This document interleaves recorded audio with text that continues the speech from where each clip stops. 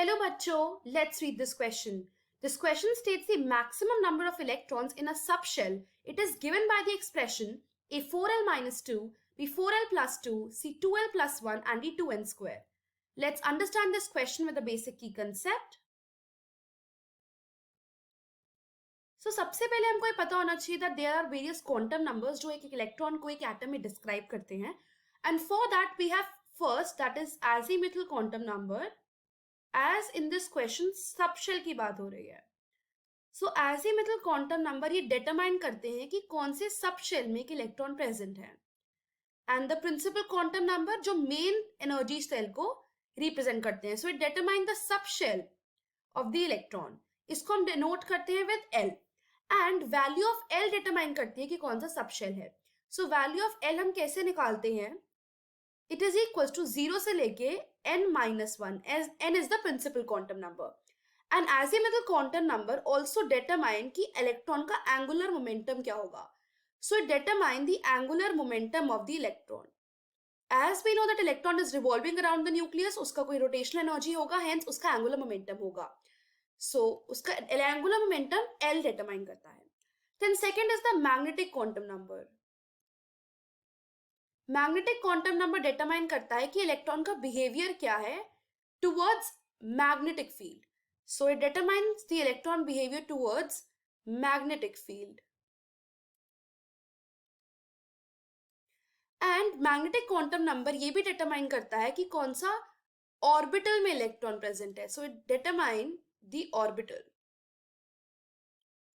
Suppose the m की value कैसे हम निकालेंगे माइनस एल से लेके प्लस एल. सो अगर l की value if it is 0 and it means वो s सबशेल का है. l की वैल्यू 1 देन p, l की वैल्यू 2 d एंड l की वैल्यू 3 इट मीन्स वो f सबशेल का है. This is all about the quantum number. We need to understand more about a principle जिसको हम पॉली एक्सक्लूजन प्रिंसिपल बोलते हैं.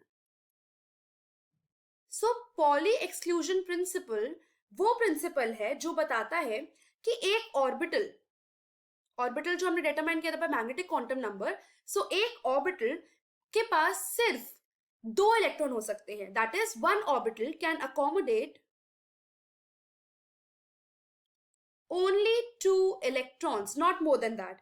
And जो 2 इलेक्ट्रॉन्स होंगे वो दोनों ऑपोजिट स्पिन से घूम रहे होंगे. दैट इज वन क्लॉकवाइज घूमेगा and दूसरा एंटी क्लॉकवाइज घूमेगा. So one orbital can accommodate only 2 electron, that too with opposite spin. And orbital अगर समझना हो बेसिक में तो ऑर्बिटल एक स्पेस है अराउंड द न्यूक्लियस जहां पे इलेक्ट्रॉन की मिलने की संभावना बहुत ज्यादा होती है. That is the probability of finding the electron. It is very high there. That is orbital. So if we need to understand more about कि क्या number of electrons हमको मिलेंगे in subshell, so let's understand it further. इसको हम ऐसे निकालेंगे example से समझ के. So for example, if मैं L को 2 ले रही हूं, पहले मैं 2 से स्टार्ट करती हूं D subshell. So we know that L 2 होता है, इसका मतलब वो D subshell है. अगर यहां से M निकालना हो तो M की वैल्यू आएगी -2 से लेके +2. एज m की वैल्यू होती है -L2 + L. सो यहाँ पे क्या क्या इंक्लूड होगा? -2, -1, 0, +1 एंड +2. इसका मतलब यहाँ पे मेरे पास 5 ऑर्बिटल्स आए. सबसे पहले हम ऑर्बिटल्स निकालेंगे कितने ऑर्बिटल्स होंगे. एंड वी नो कि हर एक ऑर्बिटल के पास 2 इलेक्ट्रॉन्स होंगे तो हम इंटू 2 कर देंगे. सो वहां से हमको मैक्सिमम नंबर ऑफ इलेक्ट्रॉन्स मिल जाएंगे. सो फ्रॉम दिस हमने निकाला that these are the 5 orbitals. मतलब L अगर 2 होगा तो हमको 5 ऑर्बिटल्स मिलेंगे. अगर सपोज मैंने L को 1 लिया, दैट इज P सबशेल, तब M की वैल्यू क्या होगी? -1 to +1, दैट इज -1, 0 एंड +1. मतलब 3 ऑर्बिटल्स आ रहे हैं.